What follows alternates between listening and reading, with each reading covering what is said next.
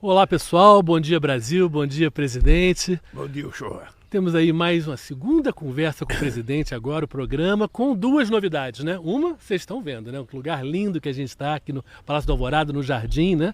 Que o Stucker aqui armou pra gente aqui um cenário muito especial. E é claro que a gente está tendo, de certa maneira, que pedir um pouquinho de desculpas, que na semana passada, no primeiro programa, nós falamos que a gente vai se encontrar sempre às terças-feiras de manhã. E excepcionalmente, hoje, está sendo segunda-feira, claro, e vai ter que ser segunda porque o presidente está viajando hoje à noite ainda para Roma, né? Vai se encontrar com o Papa, depois vai para Paris, tem um encontro muito especial lá também. E tem muita coisa acontecendo, aconteceu na semana passada. Então, antes da gente falar do futuro, vamos falar do que aconteceu essa semana do último programa para cá.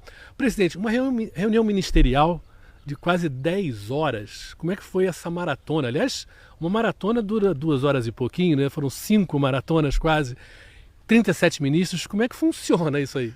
Olha, na verdade, foi a melhor reunião que eu já fiz, porque eu queria ouvir todos os ministros e ministras. Eu queria ouvir aquilo que eles fizeram, aquilo que eles estão se propondo a fazer e o que falta para eles entregarem a proposta completa daquilo que vão fazer até dia 31 de dezembro de 2026. Eu, na verdade, ouvi 40 discursos, porque além dos ministros falaram o presidente do BNDES, o presidente da Petrobras e o presidente da Caixa Econômica. Só não falou o Banco do Brasil porque estava viajando. Mas falou o Banco do Nordeste também, o Paulo Câmara falou. Olha, e foi muito interessante porque a gente deu uma harmonizada na equipe do governo, ou seja, porque muitas vezes a gente não se reúne, cada um começa a falar uma coisa, cada um começa a responder alguma fofoca de jornal, então é importante harmonizar a linguagem do governo em torno de um objetivo único que é fazer o Brasil estar certo. Então a reunião para mim foi extraordinária, foi excepcional. A primeira reunião que teve aplausos no final da reunião, porque todo mundo saiu satisfeito da reunião. Todo mundo que é muito importante o outro saber o que o outro está fazendo também, né? Quer dizer, eu acho que também tem não só a curiosidade, mas também um trabalho muitas vezes é ligado ao outro, né? Porque nós falamos muito em transversalidade, ou seja, os ministros trabalharem junto em vários assuntos, mas é importante que cada ministro saiba o que o outro está fazendo, porque quando o ministro da Comunicação vou dar uma declaração num estado qualquer, ele está preparado para falar da cultura, para falar do trabalho, para falar da previdência, para falar da economia. Para isso ele tem que ter informação. Então nós vamos começar agora a preparar. Sabe, isso é da responsabilidade da SECOM, o Pimenta vai ter mais trabalho, é de que o Pimenta vai harmonizar fazendo com que a SECOM emita um resumo para que todos os ministros publiquem no seu site social e para que a gente tenha conhecimento da totalidade das coisas que o governo faz. Mas, presidente, como é que você faz? Porque, obviamente, quando chega no 30º discurso, você já esqueceu o primeiro, né? Você vai anotando, alguém do teu lado vai mais ou menos, você vai marcando umas coisas que você acha mais interessantes? Primeiro eu anoto as coisas interessantes, aquilo que são novidade. Mas você sabe que eu estou habituado a fazer reuniões, porque no sindicato eu fazia isso também. Direto. Eu chamava a comissão de fábrica, tinha 40 trabalhadores e eu ouvia os 40 para falarem, para que depois eu pudesse resumir o resultado da reunião. E eu tenho paciência para ouvir, gosto de ouvir. Às vezes eu ouço coisa muito interessante, coisa que eu jamais imaginei que a gente poderia ouvir. E essa reunião ela vai permitir que o governo trabalhe agora de forma mais harmônica. Sabe? É importante dar menos ouvido à futrica e dar mais ouvido às coisas que são verdadeiras. Ou seja, nós não podemos parar. Cada ministro vai ter que viajar esse país o tempo inteiro. Eu não quero um ministro na esplanada do ministério. Eu não quero um ministro dentro da sua sala. Eu quero um ministro viajando e fazendo a polícia Brasil afora. É por isso que, nesse sábado, enquanto eu estava em Belém, eu visitei Belém e visitei Abaetetuba, o Pimenta e o ministro Valdez da Integração estavam em Santa Catarina, no Rio Grande do Sul, né? Que estava aquele horror, né? As enchentes, ou seja, e eu quero mais ministros viajando. Quanto mais ministros viajar, mais o governo estará presente, vivendo a realidade que o povo está vivendo e tentando fazer de tudo para atender às suas necessidades. É esse o governo a partir de agora. Eu disse o seguinte, esse segundo semestre é o momento da gente apresentar à sociedade aquilo que a gente vai fazer até o dia 31 de dezembro de 2026. Trabalho,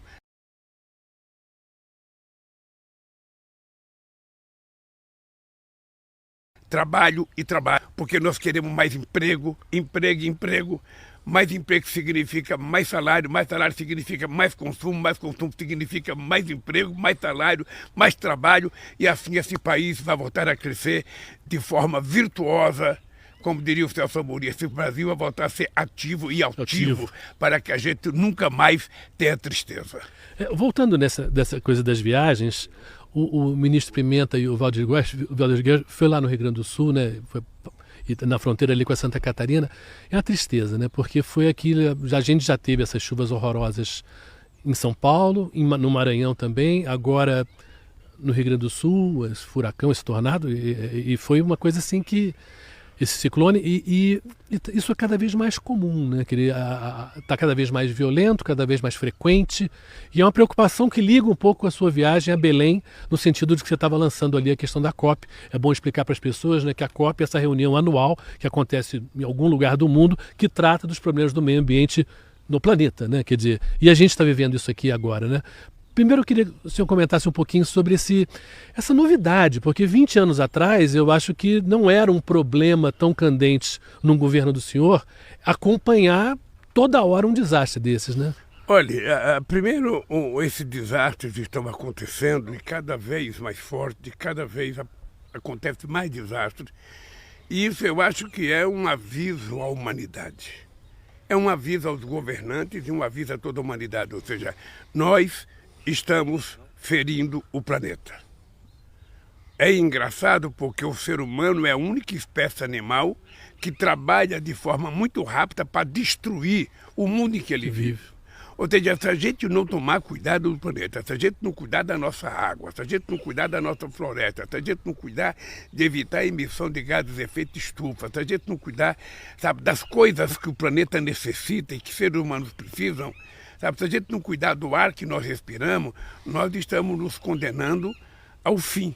Então, eu queria até chamar a atenção para que as pessoas comecem a ter certeza de que a questão climática é uma coisa verdadeira. Nós precisamos ter mais responsabilidade. É por isso que aqui no Brasil nós assumimos responsabilidade de chegar ao desmatamento zero em 2030. Vai ter um trabalho muito grande, mas nós vamos cuidar do Pantanal, nós vamos cuidar da Caatinga, nós vamos cuidar do Cerrado, nós vamos cuidar da Mata Atlântica para preservar aquilo que existe. Esses dias não sei quem queria aprovar uma lei para construir um gasoduto na Mata Atlântica. Ora, uma coisa que não tem nexo, não tem sentido. Ou seja, a ganância do ser humano tem que ter limite. E o limite é o bem-estar do restante da sociedade. Você não pode utilizar o planeta para meia dúzia de pessoas. Eu vou te dizer uma coisa, quando um cidadão quer cortar uma árvore que tem 300 anos de vida, uma árvore que não pertence a mim, não pertence a você, não pertence a ninguém. É uma árvore do mundo, do planeta. Ou seja, por que um cidadão quer se dar ao luxo de pegar uma motosserra, ir lá e cortar essa árvore para ele vender, para fazer móveis, para fazer mesa, para fazer cadeira, para fazer cama? Olha, se esse cidadão quer cortar uma madeira, ele que plante, ele que floreste, sabe, uma área qualquer, sabe, e ele deixa a planta crescer, corta e faça o modo que ele quiser. Mas é preciso que a gente seja muito duro no cumprimento da lei para que as pessoas aprendam a preservar aquilo que Deus nos deu. O senhor acha que, de certa maneira, porque no Rio Grande do Sul, que a gente está falando, né, recentemente estavam com problemas de seca em áreas do estado que prejudicaram muito a agricultura lá, né? Quer dizer, então, são extremos, né? Quer dizer, muita falta d'água, água demais, quer dizer, causando tragédias dos dois lados. E isso tem a ver com a Amazônia. Às vezes, talvez a pessoa no Rio Grande do Sul não pense o quanto a Amazônia tem a ver com o dia a dia dela, né? Não tem a ver com quanta importância da floresta em relação a isso. E aí você, Belém não podia estar mais distante, né? Parado do Rio Grande do Sul, mas como estão ligados os dois estados e, de certa maneira, a natureza impacta na natureza do outro. É importante, o show aqui, o ser humano, ele se dê conta, sobretudo nós brasileiros, da importância da Amazônia. A Amazônia não é importante para quem mora na Amazônia. A Amazônia é importante para o Brasil e para o mundo, ou seja, porque dela reflete, sabe, as mudanças climáticas. Dela pode que eles chamam de rios de água, isso, né, que eles chamam de chuva. Ou seja, né? dela pode mudar o clima no Rio Grande do Sul, mudar o clima em Santa Catarina, em São Paulo, em qualquer lugar do planeta pode ter mudança por causa da Amazônia. Dado cientificamente que a gente tem que cuidar. Quem é que tem floresta amazônica? Brasil. Aqui na América Latina, na América do Sul, são 8 países que nós vamos fazer uma reunião agora em agosto com Equador, Bolívia, Venezuela, Peru, Bolívia Colômbia, e Brasil. E ainda a Guiana Francesa, que faz parte do Suriname. Vamos fazer um encontro em Belém para que a gente cuide da Amazônia da América do Sul. E ao mesmo tempo nós vamos ter que conversar muito com o presidente do Congo e vamos ter que conversar muito com o presidente da Indonésia, que também são 2 países que têm uma floresta muito densa e que ajuda a controlar o planeta. Se a gente conseguir fazer isso, os países ricos pagarem aquilo que eles prometem desde a COP de 2009, que era dar 100 bilhões de dólares por ano para se cuidar do clima, e não estão dando, e nós agora vamos cobrar outra vez, quando tiver a COP nos Emirados Árabes no final do ano, a gente vai cobrar, porque se não tiver dinheiro para desenvolver os países em desenvolvimento, para desenvolver os países que têm floresta ainda a ser preservada, se não tiver dinheiro, sabe, é normal que o povo pobre que mora nesse estado ainda continue, sabe, com muito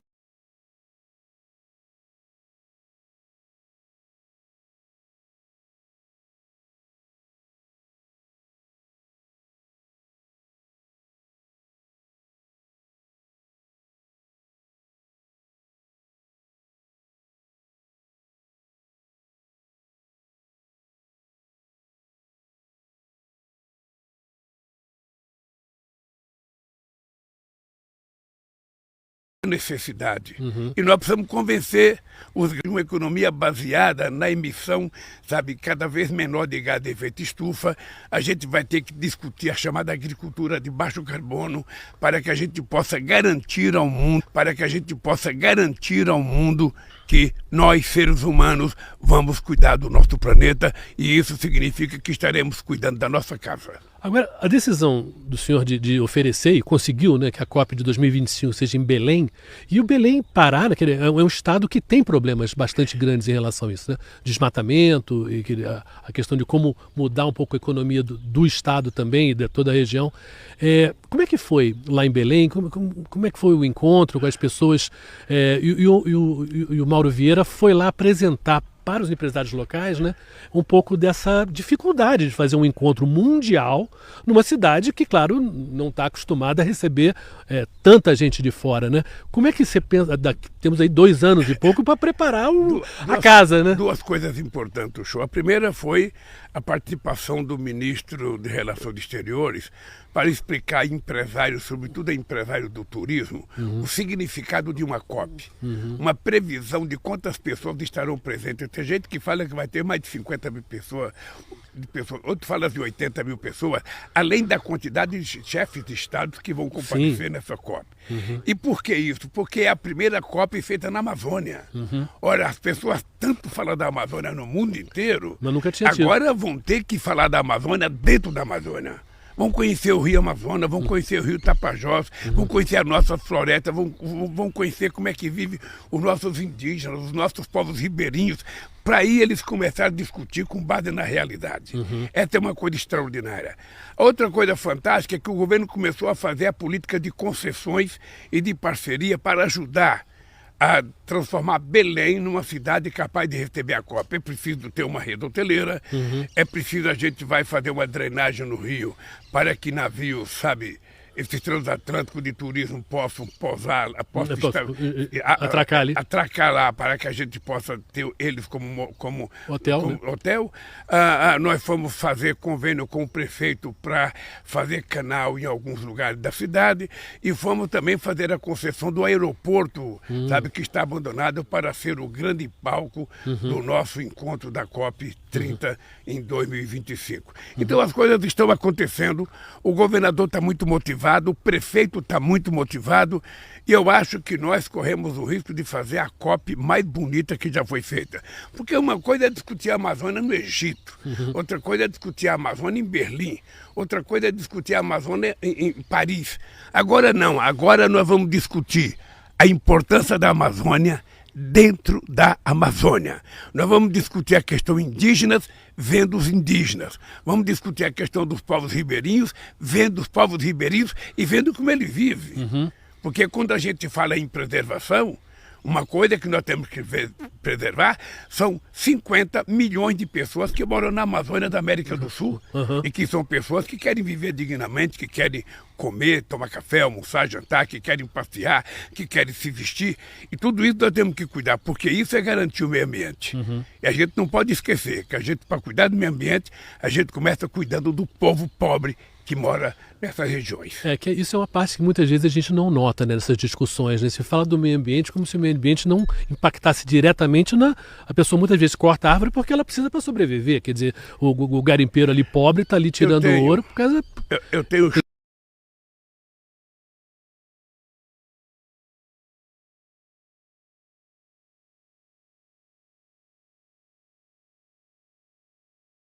Comer, né? Eu tenho provocado a discussão sobre a questão do clima e a questão... Normalmente a gente fala da Amazônia, a gente fala da Mata Atlântica, sabe? Que é normal, mas é importante a gente lembrar que é preciso discutir as palafitas, é preciso discutir o processo de degradação que mora o ser humano. Aquele negócio de Paris, do prefeito fazer uma casa de 15 metros quadrados, se essa moda pega, de fazer casa de 15 metros quadrados, daqui a pouco estaremos construindo puleiro, para que o povo possa morar. É um absurdo do absurdo do absurdo. É preciso que a gente, dentro dessa política ambiental, a gente não perca a noção de dignidade do povo pobre desse país ou dos países em desenvolvimento que tenha as reservas florestais. Então, sempre que a gente falar na questão ambiental, nós temos que lembrar das pessoas que moram nessas regiões que precisam viver dignamente. Porque de certa maneira quase que é simbólico. Minha casa, minha vida é o planeta, né? A nossa casa é o planeta e a nossa vida é o planeta, né? E a casa mínima é a casa que a pessoa precisa para viver de uma maneira com dignidade. Vocês foram, né? Inaugurar a casa e ao mesmo tempo nós fomos lançar um programa de fazer até dia 31 de dezembro de 2026 mais 2 milhões de casas. E essas casas serão não apenas casas para as pessoas mais pobres, mas nós também vamos ir casas para o setor médio da sociedade, aquele trabalhador que ganha 8, 9, aquele pequeno empreendedor, aquela pessoa que trabalha por conta própria. Tem a condição de ter uma coisa um pouco melhor. Nós vamos tentar criar condições de fazer uma casa para quem pode pagar um pouco melhor, também tem um sistema de financiamento. Quando você encontra essas pessoas e entrega a chave,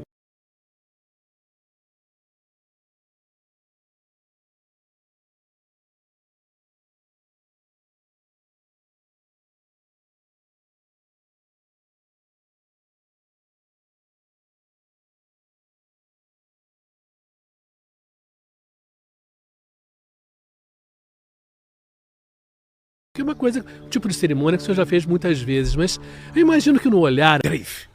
Era uma casa que em 82 eu gravei um vídeo com meus filhos jogando bola na rua, porque as pessoas diziam que eu morava no Morumbi. Sério? Então eu gravei um vídeo para televisão para mostrar que eu morava na rua Maria Azevedo Florencio 273, em São Bernardo do Campo. Foi a primeira casa que eu comprei. Uma casinha de 33 metros quadrados. E naquela casa morava eu, a minha mulher, 3 filhos e a minha sogra. Uma casinha de 33 metros quadrados. E foi uma felicidade quando comprou, né? A maior é a realização de um sonho. Qualquer trabalhador, qualquer homem ou qualquer mulher, sabe, tem como sonho ter uma casinha, um lugarzinho, o chamado ninho, para a gente saber todo dia onde a gente vai voltar, sabe, aquele negócio do caminho de volta. A casa é um desejo, é o maior desejo do ser humano, é ter uma casinha, pelo menos das pessoas mais humildes, das pessoas mais simples. Talvez alguém que ganha muito dinheiro não pense que pode pagar aluguel, mas para as pessoas que trabalham, a casa é uma coisa sagrada. E para a mulher, então, é uma coisa sagrada e meia, porque todo o desejo da mulher é ter a casinha... Arrumar o jeito dela, né? Para cuidar dos seus filhos. Vamos falar de uma outra coisa, então, que eu acho que é importante, porque o momento de serviço, gente, é o seguinte, o Ministério da Cultura... Ele tem, primeiro que é o maior orçamento do Ministério da Cultura que já teve, né? 3 bi e 800 milhões, né? Mas tem um prazo, gente, tem um prazo no Brasil inteiro que a gente tem que lembrar para os governadores, para os prefeitos, né?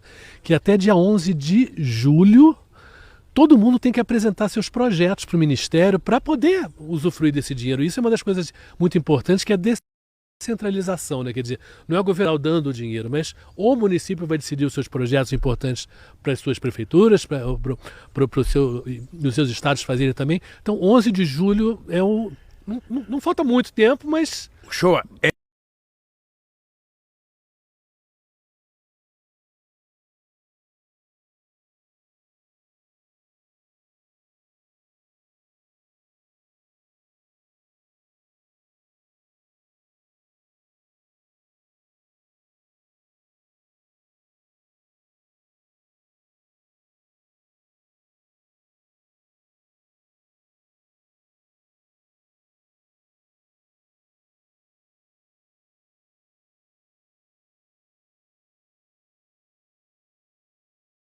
O mais importante. Aproveite, prepare o seu projeto, mande para o governo que você vai receber pela primeira vez um bom dinheiro para a cultura. Bom, são 3 semanas aí, gente. Olha, vamos correr aí todo mundo, né? Os prefeitos, os governadores, enfim, todo mundo da área de cultura, aproveitando, né? A Margarete Menezes, né? A ministra da Cultura, está aí empenhada, né? Com a Lei Paulo Gustavo, entre tantas coisas aí, democratizar os acessos à cultura. Presidente, vamos falar um pouquinho da viagem aí para frente, que a gente está bem perto, né? Indo para Roma, encontro com o Papa, com o presidente da Itália, com o prefeito de Roma. Eu queria que você falasse primeiro com o encontro com o Papa, porque o Papa Francisco, eu tive lá 10 anos atrás, exatamente quando ele foi escolhido Papa, e é um Papa maravilhoso, uma pessoa muito, muito preocupada com os pobres do mundo, muito tolerante com todas as religiões, as evoluções do mundo. Como é que é a sua relação com ele? Qual a importância dele para o senhor? Olha, eu tive com o Papa Francisco 2 vezes. Eu acho que não dá para a gente julgar se é o melhor Papa. Ele, de forma inequívoca, é o Papa mais comprometido com o povo humilde do mundo, é ele. Do trabalho de base dele na Argentina, da participação dele no movimento social, que permitiu com que ele fosse assim, sabe, tomasse posse diferente, sem a roupa luxuosa do Papa, morasse num lugar mais humilde do que onde mora o Papa, e desse muita atenção. Ele, sobretudo, foi muito solidário a mim, em todos aqueles meus processos, o Papa foi muito solidário. Eu telefonei para ele, tomei iniciativa, liguei para o Papa, falei com ele que eu gostaria de ir a Roma fazer uma visita para ele, de agradecimento, inclusive, a tudo que ele fez por mim quando eu estava na Polícia Federal e pelos atos de solidariedade. Muito, muito interessado em acabar com a guerra da Ucrânia e da Rússia.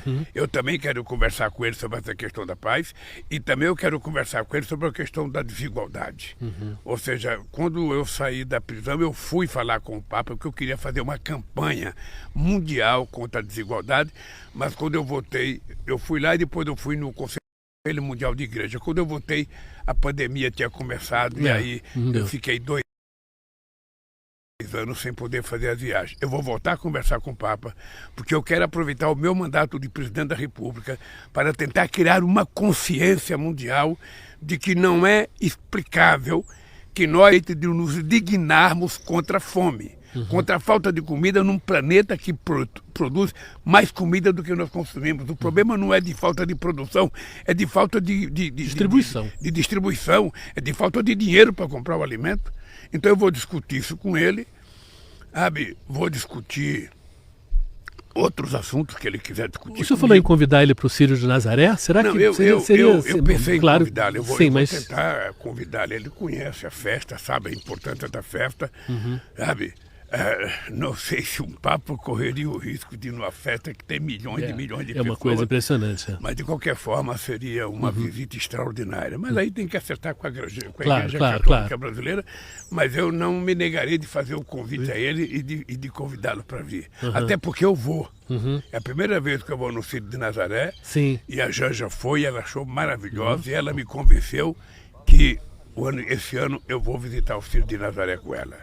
E vou convidar o Papa. Bom, depois disso eu vou ter um encontro com o presidente da Itália, vou ter reunião com o prefeito de Roma, não sei se vai confirmar o encontro com a primeira-ministra, e depois eu vou para Paris, onde tem vários encontros com vários presidentes, e vai ter um debate em que eu vou encerrar esse debate sobre uma nova economia, sabe? para o mundo. Basicamente, né, gente, esse encontro tem muito a ver com dinheiro, né? Que é aquela coisa do que o senhor falou dos 100 bilhões que foram prometidos em 2009 que nunca, de fato, viraram realidade.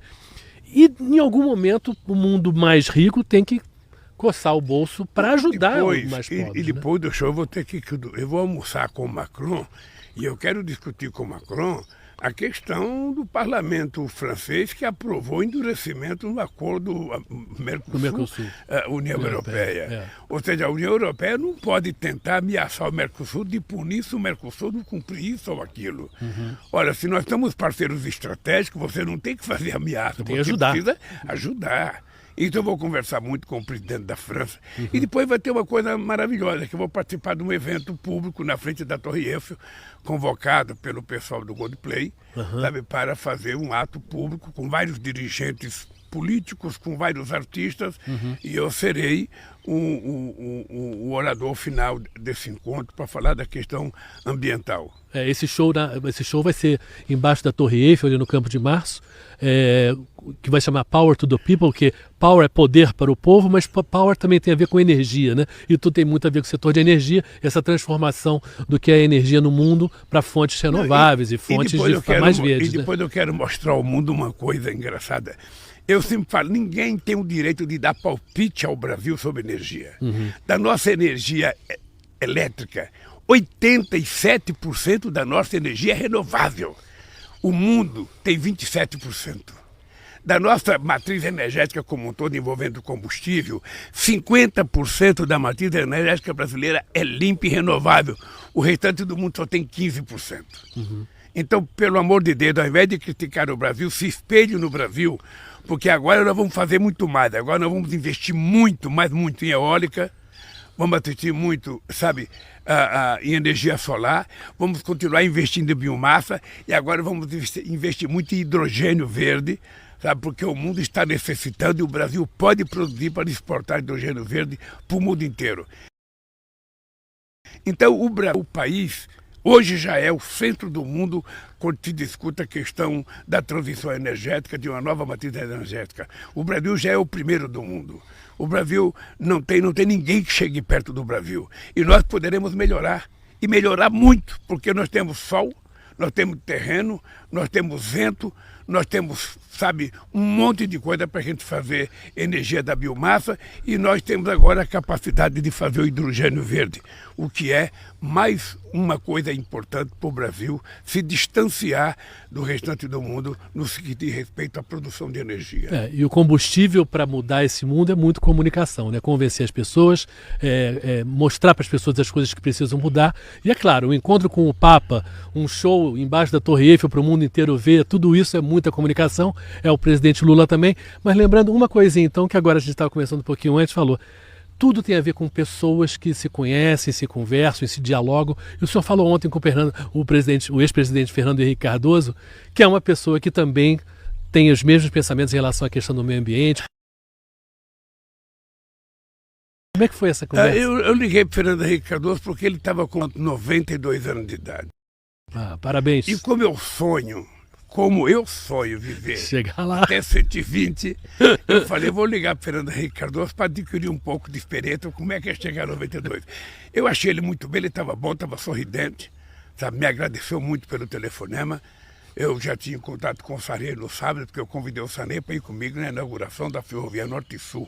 Porque o Sarney começou em 87. O Sarney está com 90 e quantos? 87, 92 também. 92 também. Mas o Sarney foi quem começou a Ferrovia Norte em 87, eu era constituinte, eu era muito crítico ao Sarney. Sim. E depois, o meu governo e o da Dilma, nós fizemos 90% dessa ferrovia. O Sarney tinha feito 5 com o Fernando Henrique Cardoso, e de lá para cá, depois que a Dilma saiu, fizeram mais 5. Mas 90% foi feita pelos governos do PT, e a gente não vou inaugurar sem levar o Sarney e pedir desculpa para ele, até pelas críticas que eu fiz a ele. Mas, lamentavelmente, a gente não pôde ir porque estava fechado o aeroporto lá em Rio Verde, a gente não podia descer. Mas vamos marcar uma outra data. E eu penso que é assim, eu penso que nós estamos vivendo no mundo show aqui, toda vez que a gente puder, sabe, transparecer na nossa atitude, fraternidade, amor, sabe, bondade, solidariedade, nós temos que fazer. porque é preciso acabar com esse clima de ódio que foi criado no mundo e dentro do mundo do Brasil. O adversário não é inimigo, né? A gente não estava acostumado a isso. A gente disputava a eleição, perdia, ganhava, a vida continuava. Mas agora não. Agora os fascistas perdem. Já está provado que eles tentaram dar um golpe e coordenado pelo ex-presidente que agora tenta negar. Mas quando ele perdeu as eleições, ele se trancou dentro de casa para ficar preparando o golpe. Sabe? Então eu acho que nós vamos apurar isso com muita tranquilidade. Todo mundo terá a chance de se defender. Todo mundo terá a chance de se defender. Então eu quero que as pessoas fiquem tranquilas que nós vamos investigar. Quem tiver culpa no cartório vai pagar. Vai ser julgado pela justiça comum, sabe? E irá para a cadeia se tiver cometido o crime. Senão, as pessoas voltam a viver a sua vida com tranquilidade. Mas nós não vamos aturar as pessoas que tentaram dar golpe e destruir a democracia do nosso país. E vamos recuperar essa boa convivência que o senhor tem com o Fernando Henrique Cardoso, com o Sarney, enfim, que é o normal da política, né? Eu conversava com o Sarney, conversava com o Itamar, conversava com o Collor, sabe? Agora você tem um cidadão que não conversa com ninguém, que não quer conversar, só quer transmitir mentira, fake news e falar bobagem, agressão contra os outros. Ou seja, isso tem que acabar, porque esse país precisa voltar a gostar da paz. Esse país tem que voltar a ser um país alegre e o povo brasileiro tem que voltar a ter esperança. Você está lembrado que durante a campanha eu falava, nós vamos abrasileirar o preço dos combustíveis, porque não tem explicação o Brasil ter preço internacional. Começou a acontecer. Vai acontecer no combustível, vai acontecer no gás e vai acontecer em muitas outras coisas aqui nesse Brasil. Os alimentos estão baixando, a carne baixou, sabe? A inflação baixou. Já baixou 27% em alguns lugares a carne, sabe? O arroz baixou, o óleo de soja baixou. Sabe? As coisas estão baixando e é preciso baixar muito mais. A inflação está baixando, o dólar está caindo. Sabe? Apenas o juro precisa baixar. Porque também não tem explicação. O presidente do Banco Central precisa explicar, não a mim, porque já sei por que ele não baixa, mas explicar ao povo brasileiro e ao Senado que o elegeu por que ele mantém essas taxas de juros de 13,75 num país que está com uma inflação anual de 5%. Bom, muita coisa vai acontecer aqui em Brasília enquanto o senhor estiver viajando, então ótima viagem, bom encontro com o Papa, bom encontro lá em Paris também, bom show e a gente se vê. Lembrando, pessoal, semana que vem, terça-feira, se Deus quiser, o dia normal da nossa conversa com o presidente será sempre às terças-feiras, mas é claro, vida do presidente Lula não para, né? E o governo também não. O problema, show, é que as pessoas que fazem a minha agenda, se você pegar a minha agenda de viagem, não sobra um dia para jantar. Sabe, em algum lugar tranquilo, não sobra um dia para almoçar, ou seja, é tudo agenda. Ou seja, me parece que as pessoas acham que eu não mereço um descanso. E precisa, para chegar aos 92 tem que também pegar para chegar até 120 anos. 120 é ambicioso, né? Tá bom. Mas o ser humano que vai viver 120 anos já nasceu. E por que não pode ser eu? Tem que ter ambição, né? Se eu tenho sorte, então quem sabe eu tenha sido escolhido, muito escolhido. Tá legal, presidente. Muito obrigado. Um abraço, querido. Até terça-feira que vem. Um abraço. Não sei se você percebeu que o Stuka está preocupado com barulho de avião. E obviamente que a gente não pode mandar o avião desligar o motor, porque senão ele cai. Então, Stuka, paciência. Aqui, passarinho e avião tem muito. Então, toda vez que a gente vier gravar um programa aqui, a gente tem que estar tranquilo que eles com a vão natureza. Participar. Olha o passarinho cantando, que coisa bonita.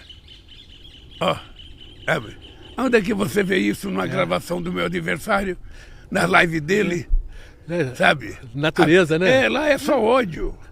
Não, aqui não. Aqui é beleza. Aqui é natureza. Aqui é tranquilidade e passividade. É isso que nós queremos para o Brasil. Até a próxima terça-feira, se Deus quiser.